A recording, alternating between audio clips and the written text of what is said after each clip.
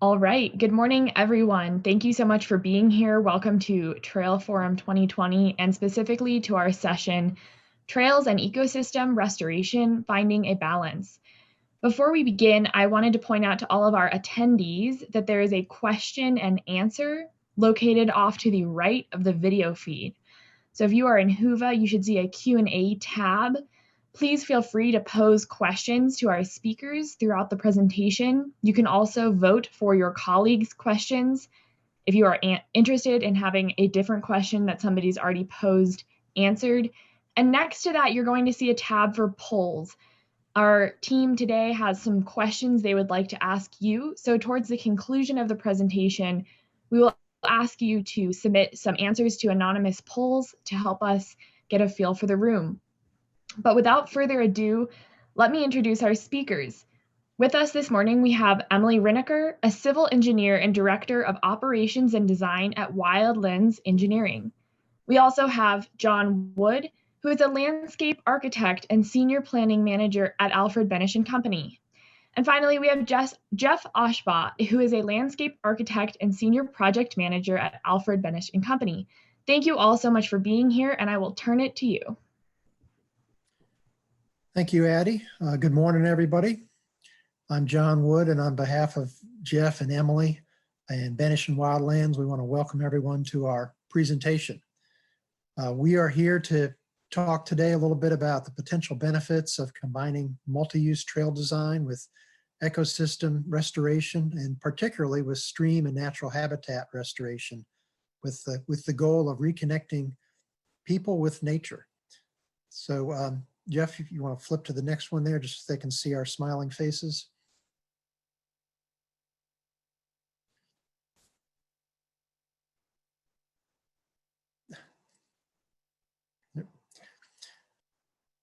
So there we are when we don't wear masks, so you can see who we all are. And my role here is to provide a little bit of background for our talk. And then Emily and Jeff are going to follow up behind me to present a couple of case studies in Mecklenburg County. So Jeff.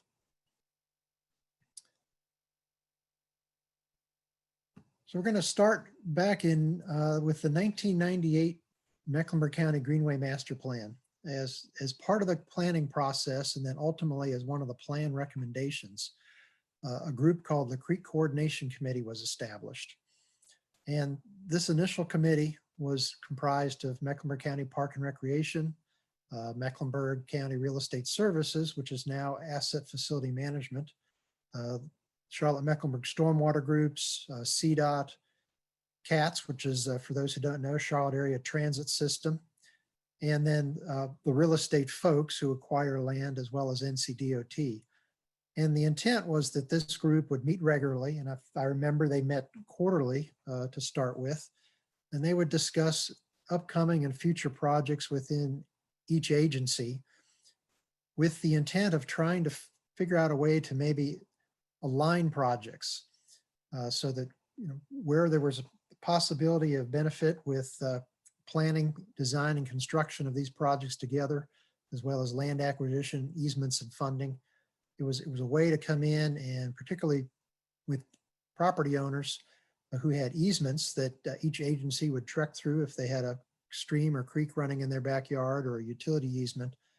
The idea was to just come in one time for a project, either a combined project or from start to finish of a contiguous project instead of multiple projects.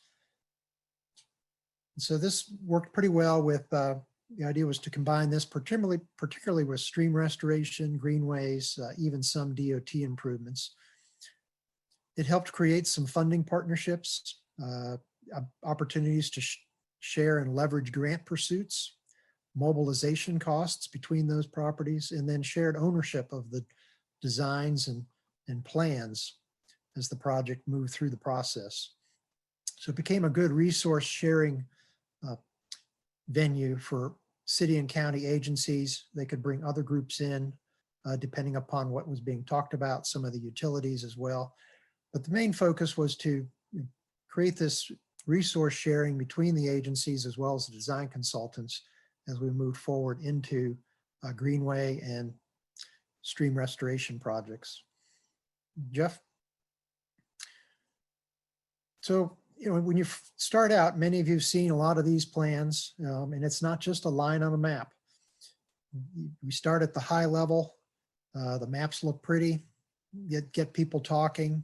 It helps to obtain funding.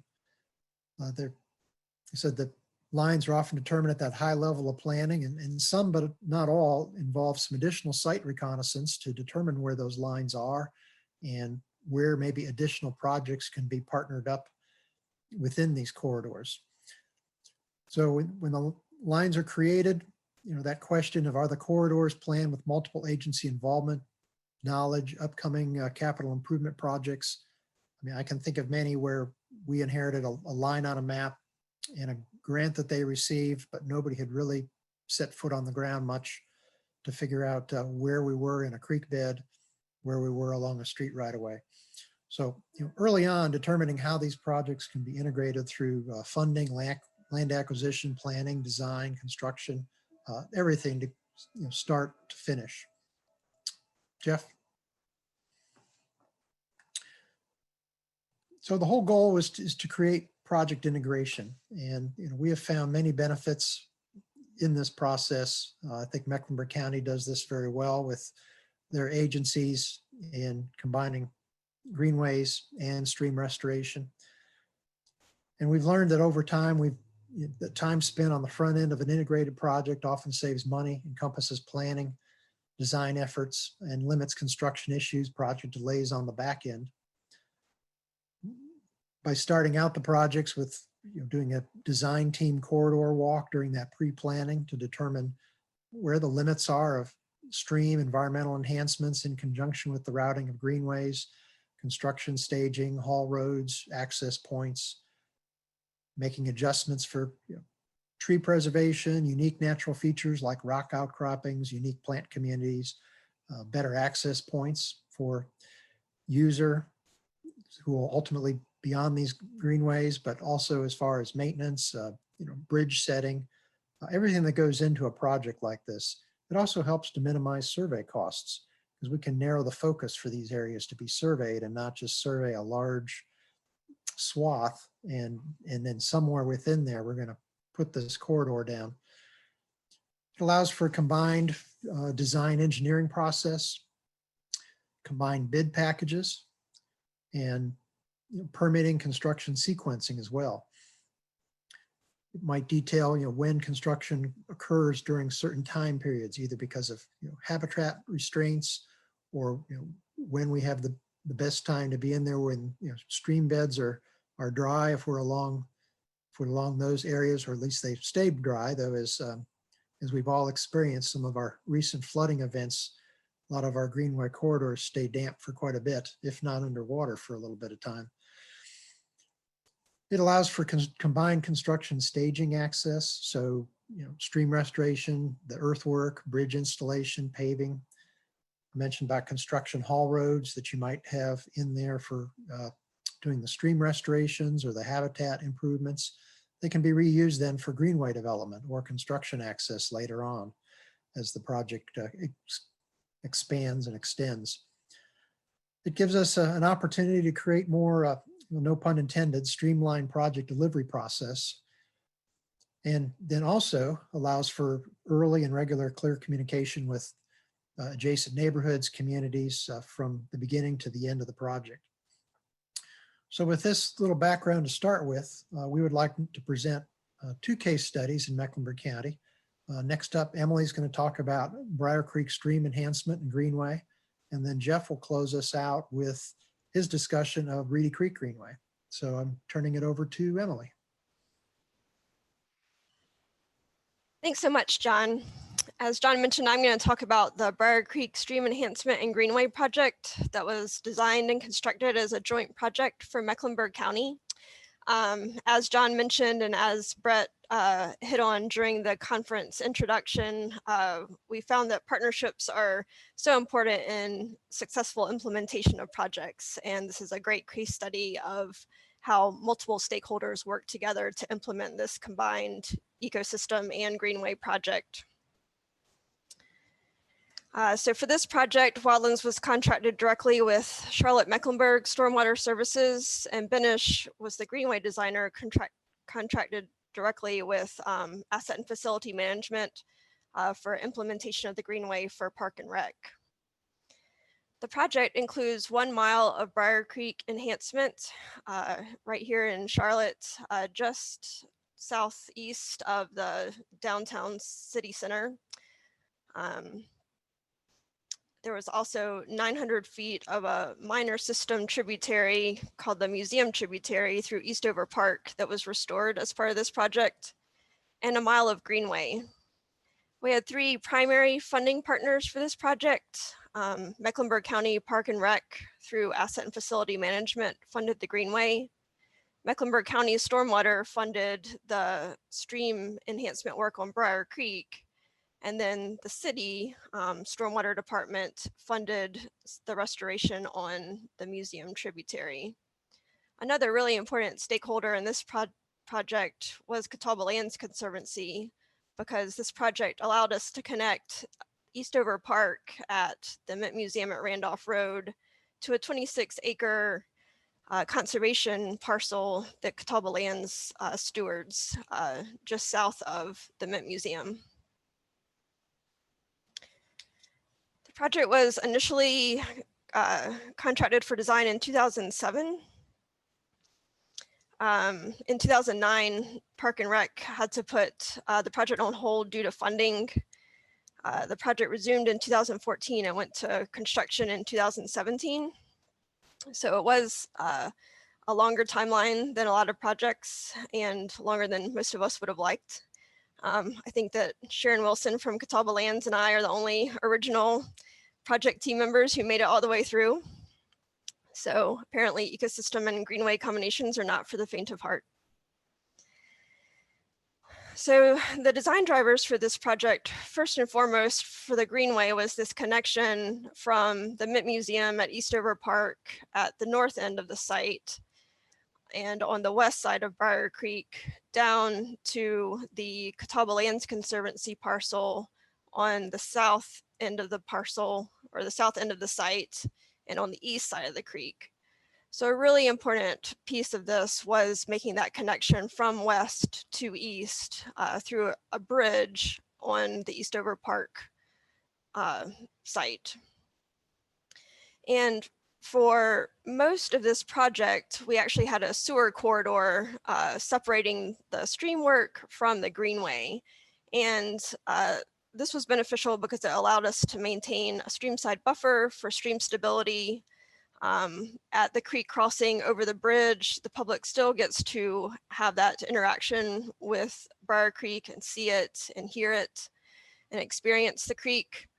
And then we had this great resource through the Catawba Lands Conservancy where we have this mature hardwood forest. And so that was really important to provide that additional ecosystem exposure to the public and to Greenway users.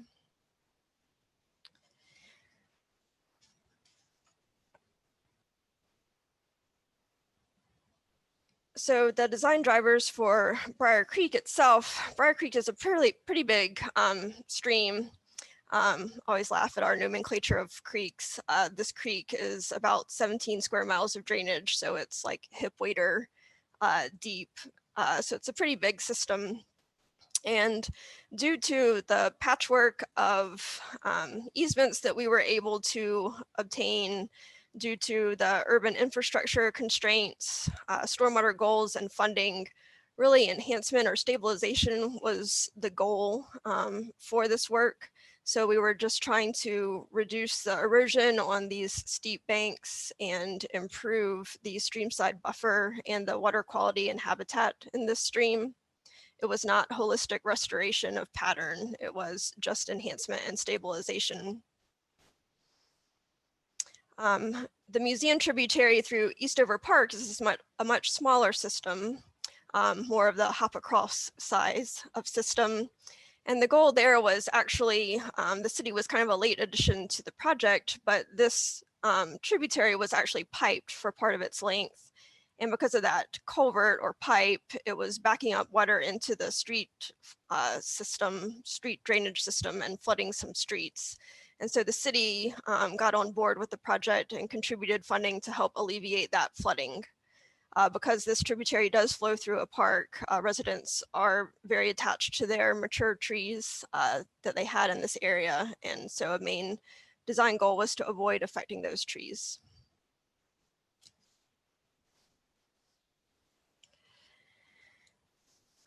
One of the major benefits of integrating the Greenway and the ecosystem restoration aspects of this project and have the design be worked on concurrently by both consultants were the design elements that we were able to integrate.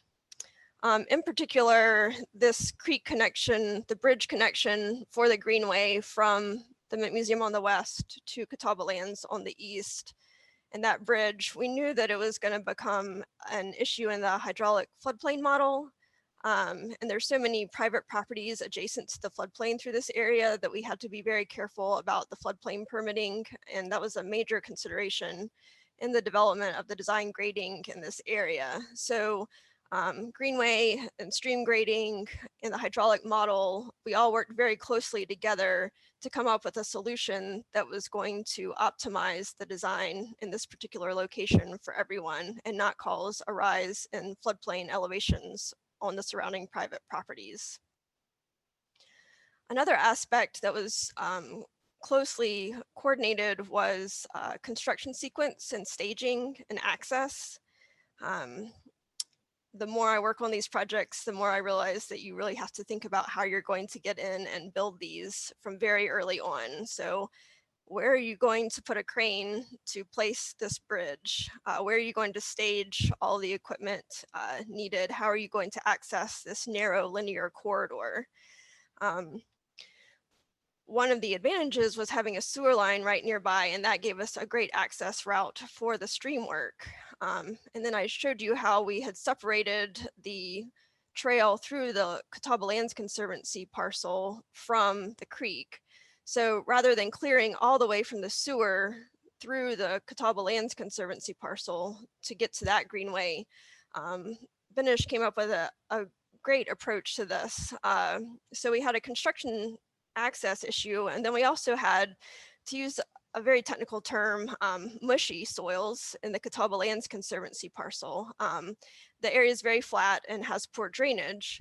And so rather than undercutting soils through there, and rather than clearing a extra wide corridor to have two-way access traffic through for that greenway construction, Benesch actually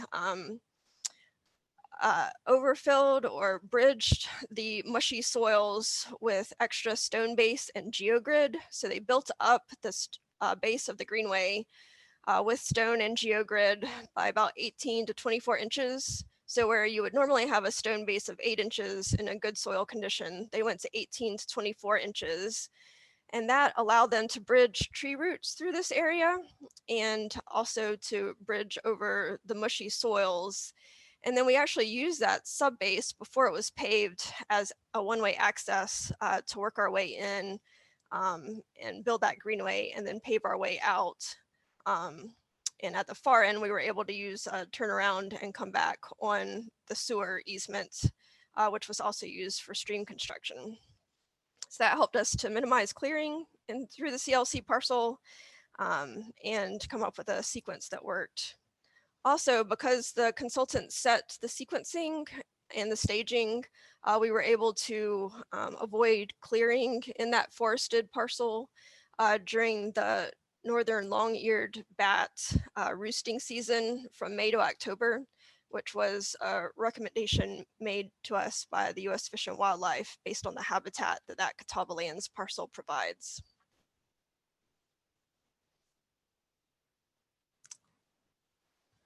Next slide. So as I talked about, a key part of this project was that bridge connection from the Museum on the west to the Catawba Lands Conservancy parcel on the east. And this slide is really tough to read.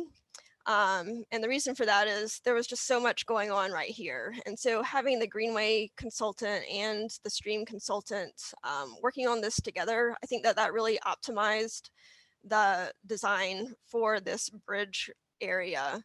So as you can see, we had an apartment building in pink right at the top of Bank. We had multiple sanitary sewer lines running through this area, a trunk line and several laterals. We had the old tributary on the museum property that we were filling. We had the new tributary that we were building. And we had a very narrow easement that had been granted for the Greenway in this area. And so by having all of that available and for us to all work on that together, I think that we optimized the design as best we could.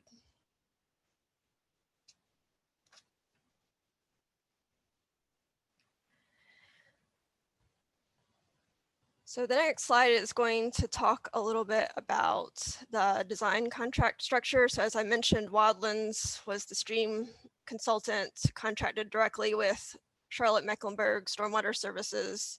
Benesch was the Greenway planner, designer, contracted directly with asset and facility management. And then we prepared a combined bid package for one contractor to bid on.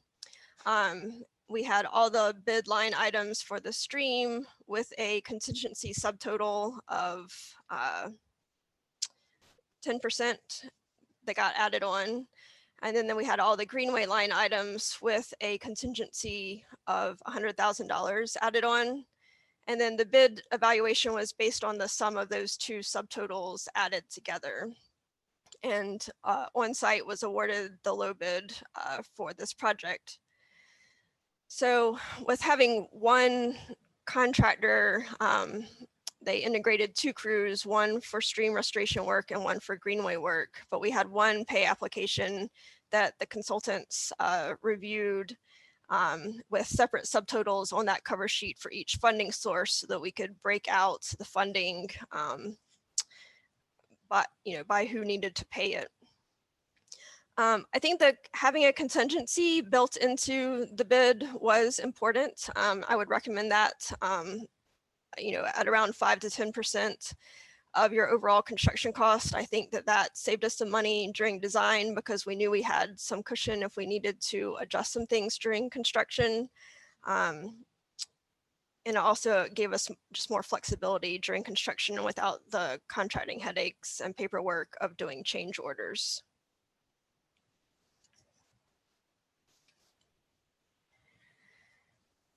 So as you might imagine, there were, of course, some construction field adjustments.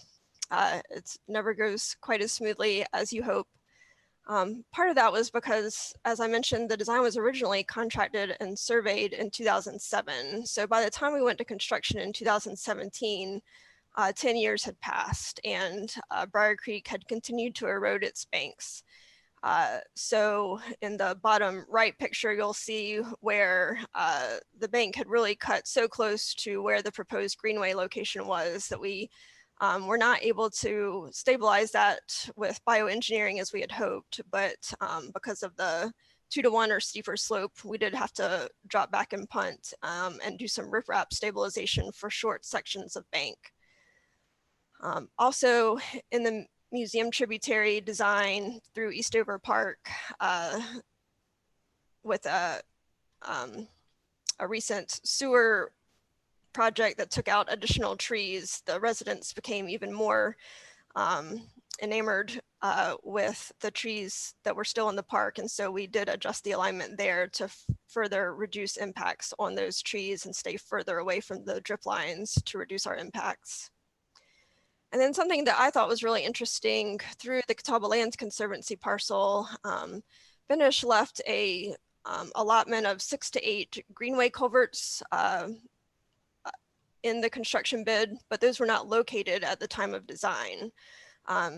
So those were there so that once the Greenway was installed and built up like we talked about, and we could see where the actual drainage patterns lay, after an adjacent city CIP project also changed some drainage patterns that allowed us to see in real time where our drainage concerns were. And we had the allocation of 6 pipes to locate as we saw fit once most of the site grading was already complete.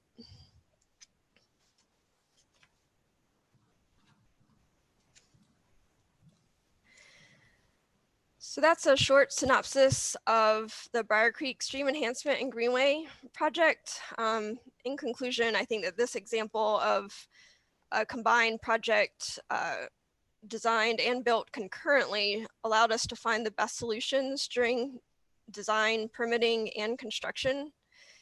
However, sometimes it is a challenge to allocate funding and to get different stakeholders on the same project schedule.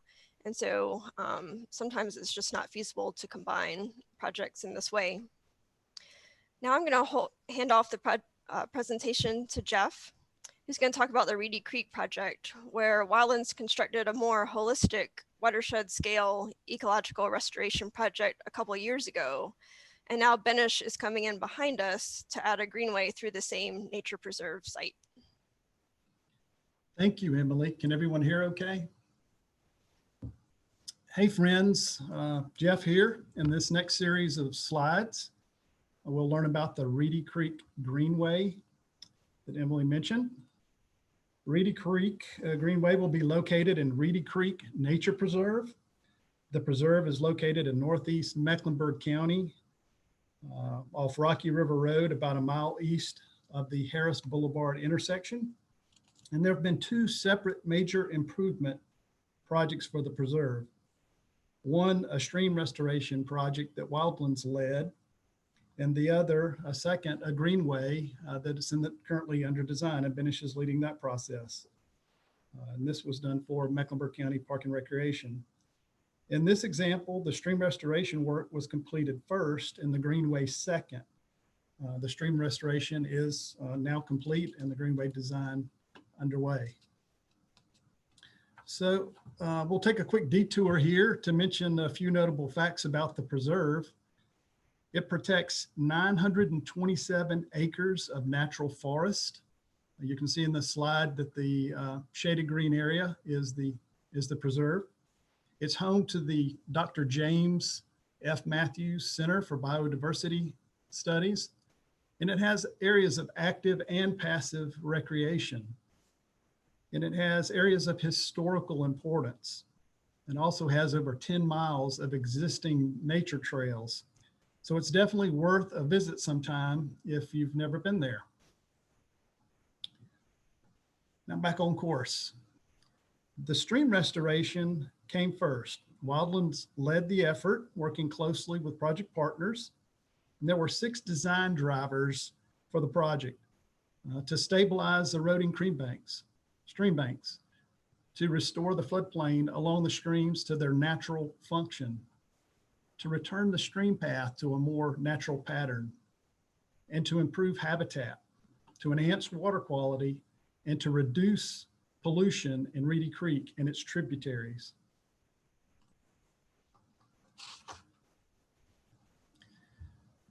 After work was completed in 2019, it had protected over 40,000 linear feet of headwater streams. Yes, that figure is right. These are some pretty outstanding figures here. It generated 26,000 stream credits for the city's umbrella mitigation bank. It placed 157 acres in conservation easements, and the preserve was expanded by over 90 acres. So this is some before and after pictures of the stream restoration, and they really tell the story.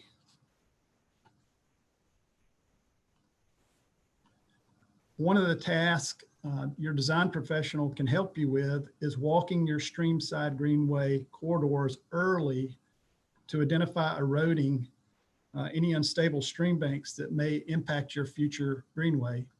You can imagine, looking at the image on the left, if there was a greenway or trail located, 30 feet away or so, it wouldn't be too long, and this stream would continue to erode, and it may get into the trail and cause future problems. So it's really a good idea to walk the stream early before your greenway project and identify areas that may need some stabilization or restoration. So this is probably how the Grand Canyon first got its start thousands of years ago.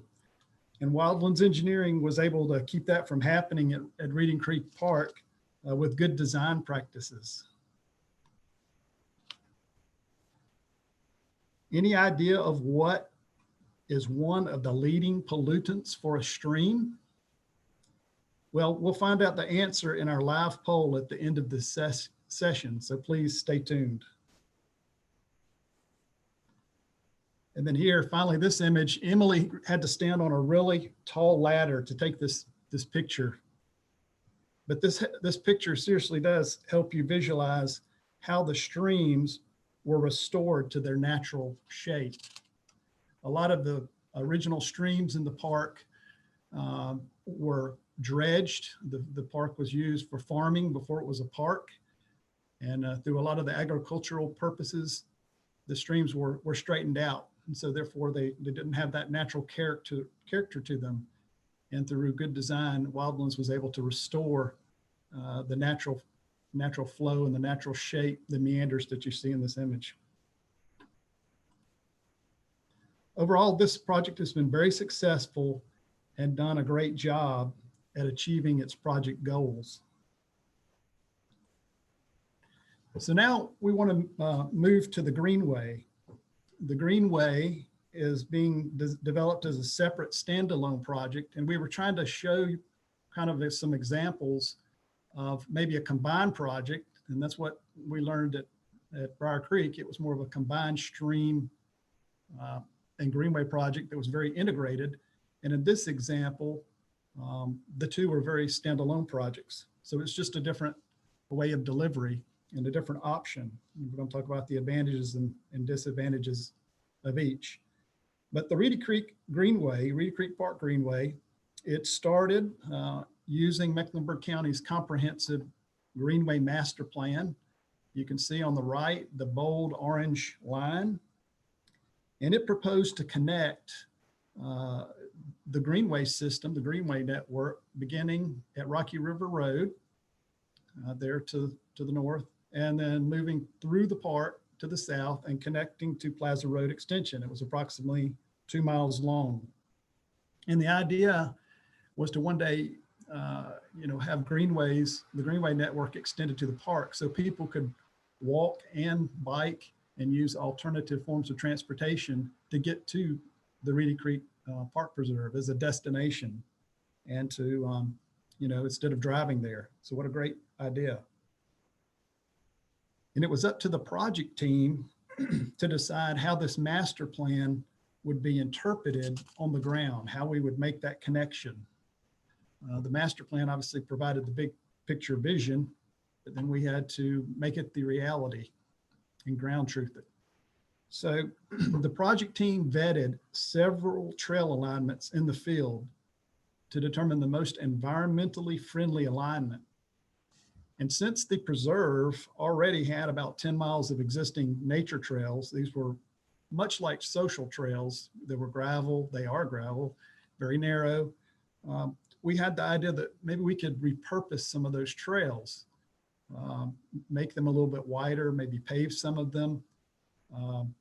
And this would obviously increase the usage on the trail if we did that. But even considering reusing the existing trail network for the Greenway, there was still about a half a mile of trail, of new trail that was needed through the preserve to make the connection to the south at Plaza Road Extension. And so for these undeveloped trail areas, we used handheld GPS equipment to carefully field route the trail around important vegetation, rocks, wetlands, and steep terrain. And the project team even considered using elevated boardwalks across wildlife corridors, the ones that we knew about, for sections of the trail to avoid creating a barrier for wildlife. So we could elevate the boardwalk and then wildlife could go underneath the Greenway. A paved multi-use trail with more people and bikes tends to frighten animals. Now, I know some of you are thinking, really, I think I'm more scared of the animals than they are of me, but really I think the animals are more scared of us. So they tend to run from us as we are on a trail or wherever. And so a wider paved trail also would require more clearing in the forest. And so this would allow sun to penetrate to the forest floor, and that introduces invasive grasses and weeds into the forest and other rare plants. So this puts a lot more work on the maintenance staff for the nature preserve to have to control and manage those invasive weeds. So very quickly during the design process, preserving the nature preserve became the most important driver for the alignment of the Greenway. So these are some of the challenges the project team faced during the design process. So again, when a multi-use path is routed through the middle of a nature preserve, there is the possibility it could divide the preserve, and we'll see a plan in a minute where we'll see that. So it could disrupt wildlife patterns because we're introducing a higher level of traffic through the preserve. So those animals are getting scared and running away. And by adding the boardwalks and needing more maintenance to keep from introducing those invasive species, this greatly increased the cost of the project. So the solution was to route the Greenway along the perimeter of the preserve. And there were several benefits to doing this. One, it freed up funds that would have been spent on a boardwalk and maintenance to build a longer trail. And then a longer perimeter trail has more connectivity and greater access for adjacent neighborhoods. And then people can still use the narrower social trails to get up and close and personal to experience the nature preserve. And there are opportunities to extend the trail in the future. So that was some of the advantages, some of the challenges and solutions that we encountered during the design process. And this site plan really helps you to visualize the routing for the proposed Greenway. The route is shown with a bold dashed yellow line right here. And I hope you can see this, my mouse on the screen. John, if you can, shake your head. That way I know you're seeing it. Good, you can see it. That means everybody else can too. So you can notice that the Greenway is routed along the perimeter of the park. The park is outlined here with this yellow line and the green shading. And initially, again, this is where we looked at routing some of the trail initially here along Reedy Creek, more of a streamside type of Greenway. And you can see here some of the existing trail networks. They're very lightly, they're very organic. So we're looking to try to do a short section here of new trail in undeveloped area as well. But you can see how that would divide the preserve into two separate sections. So with a higher use through here, animals tend to run away from that area. So it tends to divide it. All right, so moving right along here, as we partner together, we would need to be mindful. We need to be mindful of those who come behind us. So we wanted to share a few helpful hints or key considerations, really to help anticipate future work. In Mecklenburg County, Park and Rec did a really good job of walking the future Greenway corridor early in the stream restoration design to coordinate stream crossings where pedestrian bridges might be needed. So even though they were designed or are being designed and delivered as two separate projects, there was still some advanced planning that was done so that they were synced up and coordinated. So it was very good coordination. And as you can see here, the blue lines show, these blue lines show conservation easements along the stream. So when the stream was restored, there were conservation easements, all those easements we talked about, hundreds of acres. And those areas really could not have any improvement in them. They had to be maintained naturally. Something like a future Greenway that's shown here with the bold black dashed line could not be in these easements. And additionally, the orange and the yellow lines show other utility easements as well.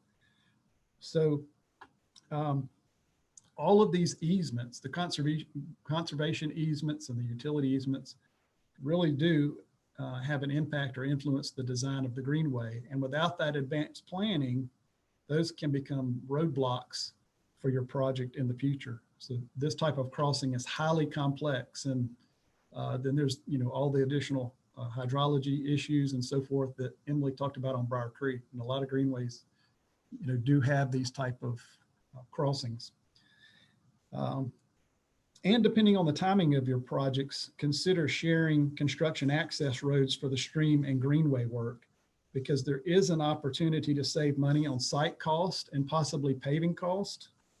Oftentimes, I know Emily talked about access with Briar Creek, but some of the conversation and discussion we have with greenways is that there can be some temporary crossings down in the stream, especially when you have stream restoration work.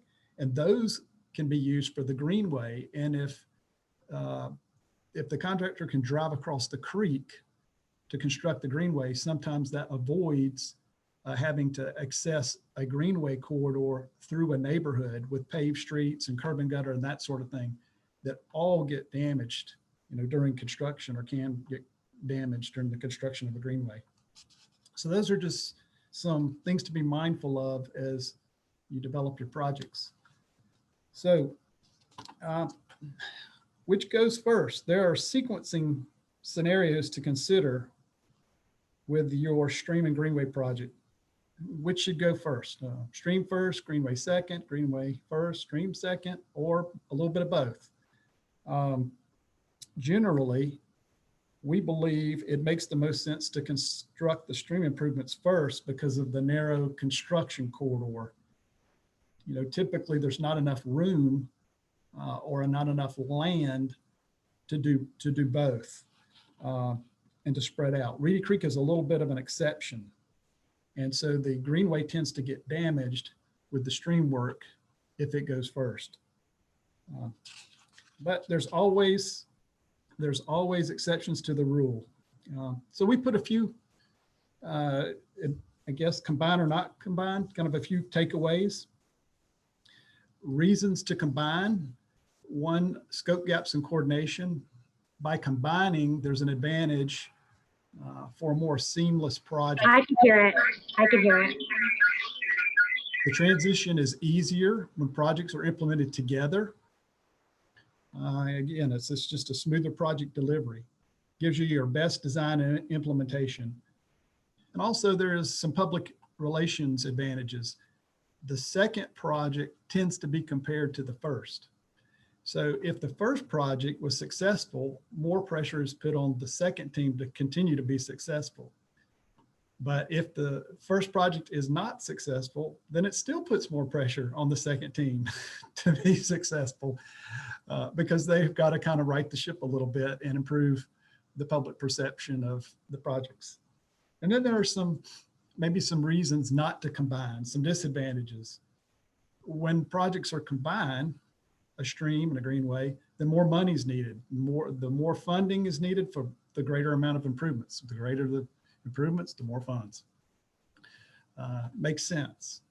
And then schedule. There's always a chance with one of the two projects. There could be a funding issue. There could be a permitting issue. There could be even a property issue that impacts the schedule. So when combined, there's more of an opportunity to impact the schedule. And then lastly, another disadvantage is having less competition, because it may be harder to find contractors that can do both types of projects. So that's something to kind of keep in mind as well when you're, weighing the pros and cons of your project delivery. But we hope by sharing our experiences here that you might have learned something new today that might help you on your next project, because the statement, every project is truly unique with unique circumstances, really does apply here. Rarely does the one size fits all approach work. This is where the project team really needs to work closely to weigh the advantages and disadvantages of each project and let that process work for you, because every project is unique. And we're here as a resource for you.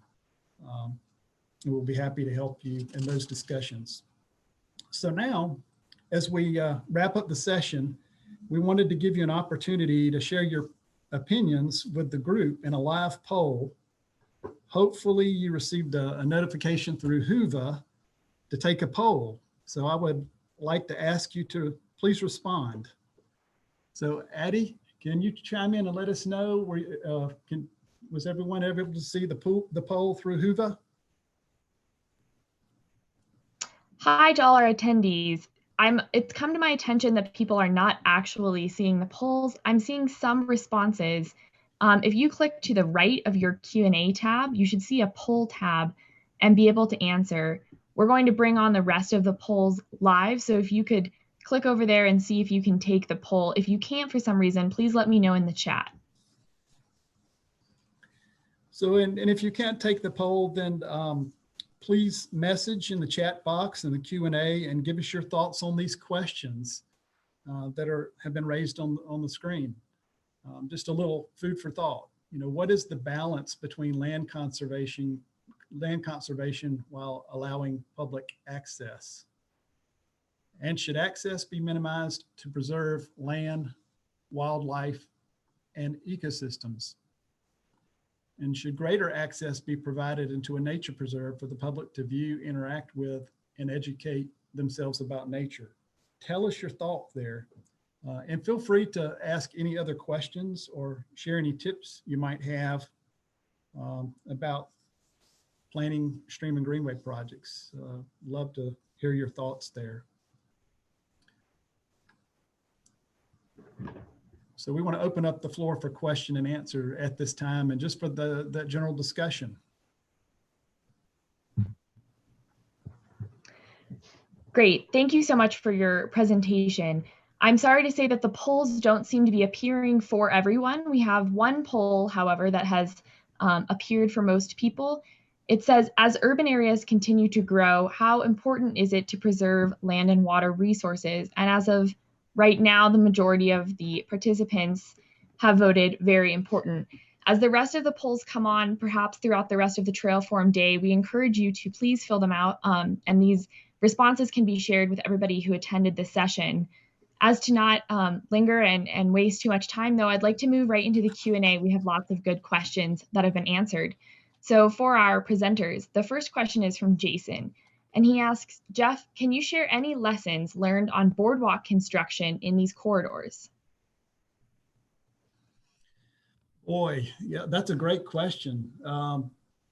And Emily's smiling too. So, you know, yes, I think a lot of it is to be mindful, especially with the utility corridors. When we experienced this with Briar Creek, we literally were threading the needle there with 3, and this would be bridges and boardwalk, but we were threading the needle in there with between the sewer easements, some very large. So we had to be mindful of the location of those when placement of boardwalk and bridges, especially with things like pile driving and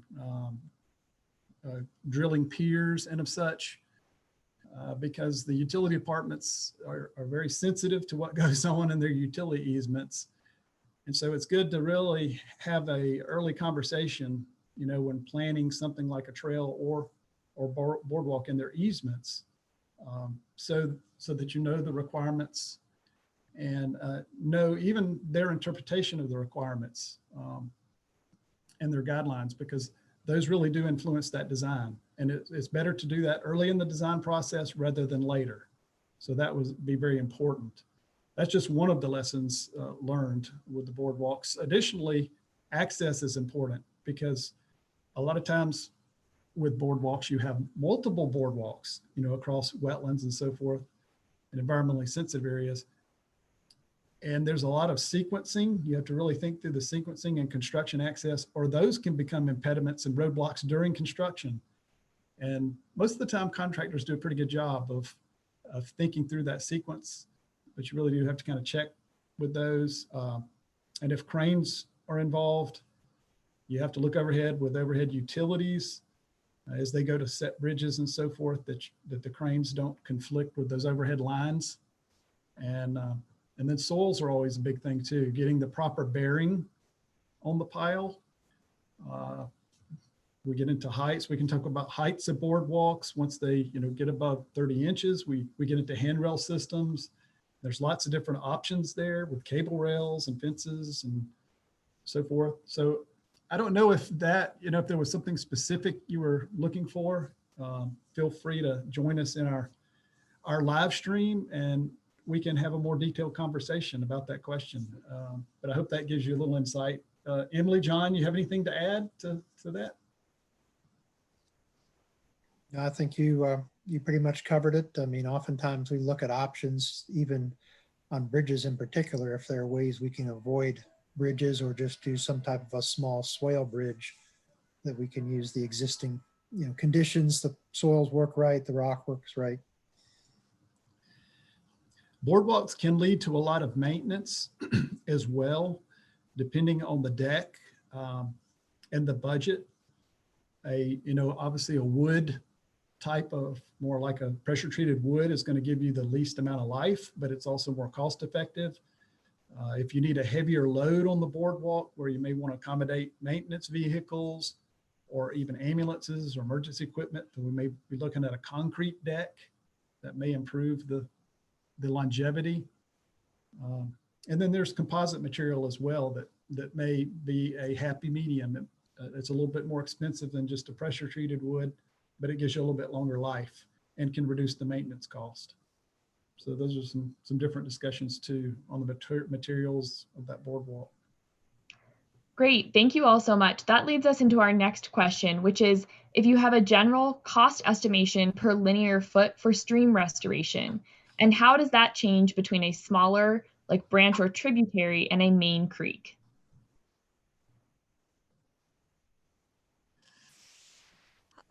Wow, I guess I have to take that one.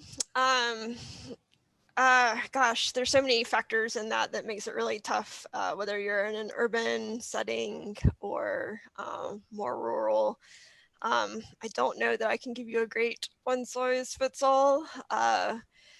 For a large system like Briar Creek, you could easily, and again, it depends on the degree of restoration or stabilization that you're looking at, but I will give a ballpark of $500 to $1,000 a foot. Smaller creeks, we can do, maybe $200 to $500 a foot, but those are really, really rough numbers. And I would be happy to, if you want to message me personally, I can talk about some more detailed numbers if that would help. That's great. Thank you, Emily. And yes, you can find Emily in the attendees tab of Whova and message her directly if you have a more specific or follow-up question.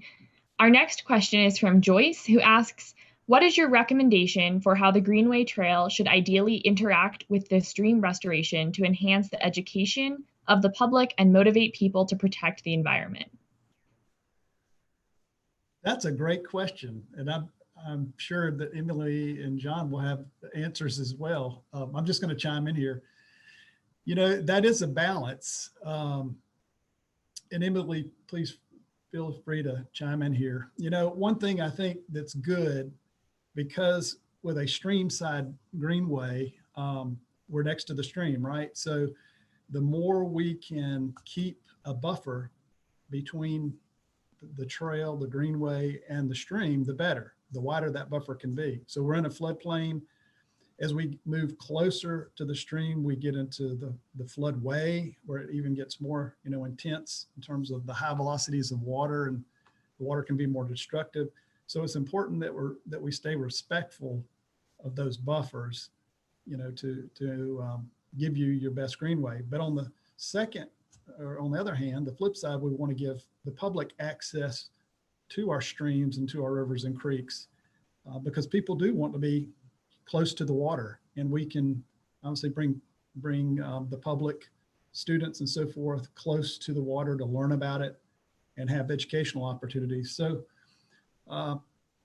I think I would be of the opinion to one, keep an alignment that's far away from the main primary alignment that respects those buffers, but run little secondary short trails perpendicular to the stream to give you those selective and strategic places to view, observe, and interact with the stream. Because part of that educational process is hearing the water, touching the water, seeing the water, and the vegetation and the wildlife and all that stuff. So I hope that answers your question, Joyce. And if it doesn't, feel free to come in and the live stream and talk with us. And Emily, I don't know, Emily or John, do you have any thoughts there? Maybe. Yeah, I completely agree. I think having those strategic viewpoints along the way are so important for people to feel like they are able to interact with the creek system.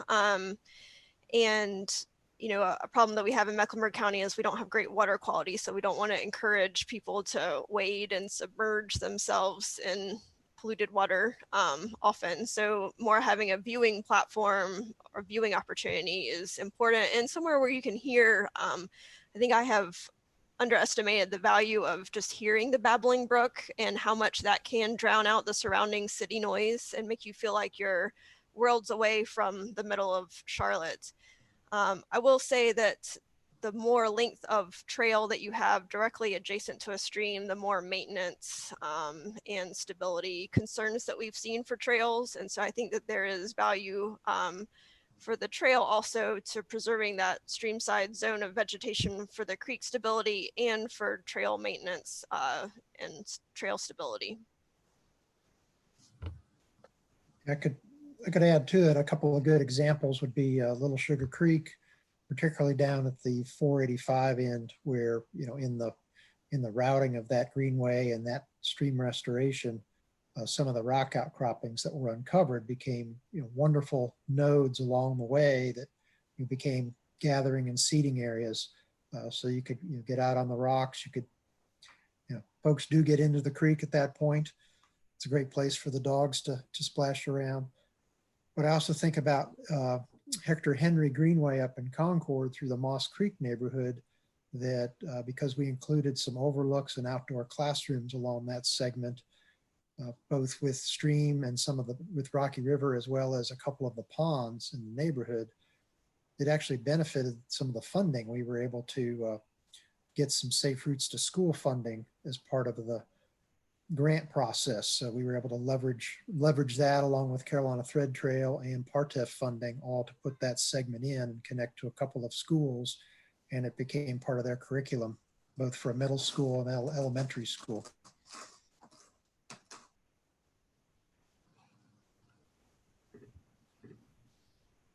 Great. Thank you so much for your reply. We have one last question from Dave, who asks, what thought goes into replenishing native species fauna during any stream or greenway construction? We'll probably have a couple. Emily, do you want to field that one? And you'll go first or second? You're welcome to start us off, Jeff. Okay. Well, so I know from a greenway perspective, we do put a lot of thought into the plants that are used because we do a lot of greenways in parks and state parks and so forth. And we tend to look at the various native wildflower and seed mixes like Roundstone. There's a couple of good websites that we kind of follow, but they all have recommendations and different mixes. You might be familiar with them for the different soil types and the climate types. So we research that pretty carefully. We look at the soil, the sun, and that sort of thing. And we really like to use native plant materials where we can. And also depending on the situation, sometimes it's in a less natural setting. It may be more in a formal maintained setting and more of a maintained grass look is needed. So we do try to, every situation is unique. And a lot of times we have both of those more formal and informal spaces along the greenway, but we do put a lot of thought and research into the soil, the climate type, and try to use those native mixes. and also to use stabilization along with the mixes, like the netting and so forth, the matting, that is very environmental friendly and doesn't cause problems with wildlife as well. So I hope that answers your questions, and I'll be glad to share websites with you and things like that. We really like those mixes because they tend to reseed themselves each year, and they're very sustainable, and tend to do well in dry climates or wet climates, whichever the situation may be or time of year. So Emily, I don't know, do you have any thoughts? Yeah, I agree. A lot of times we'll look for a reference vegetation community. So for example, at Reedy Creek, having the whole preserve right there next door allowed us to, use those same types of vegetation that we were seeing thrive in the preserve when we, reestablished our vegetation community. So spice bush that did well under the forest canopy, things like that. We definitely drew from a reference community nearby to develop that planting list. I would say we have more success with installing smaller, like bare root size vegetation that's cheaper, and when it's younger, it can adapt to the exact site wetness, moisture, sun conditions from an early age. We've not found the investment in larger container plants to be as economically viable to us in the long term. But the instant shade that you get from the larger plants does go a long way in helping to prevent invasive species moving in. So trying to go ahead and get that shade up helps a lot in keeping out those the invasive populations that want to move in, and that we have a huge seed source usually for in our urban settings. And if we can remove a few invasive species during construction, we'll usually try to do that too.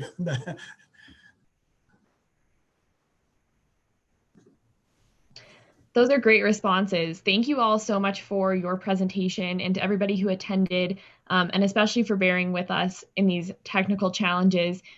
As you might see in the chat, we did get the polls up and running. So they are there. They should be located to the right of your video feed under the polls tab. And as you have a chance, either now or throughout this break that we're just coming upon, feel free to respond to those polls, and you will be able to see the answers as well as the organizers after this session. Thank you all so much. Again, thank you to our speakers, and we will see you all after a short break. Unless you all have anything else to add, that's a wrap.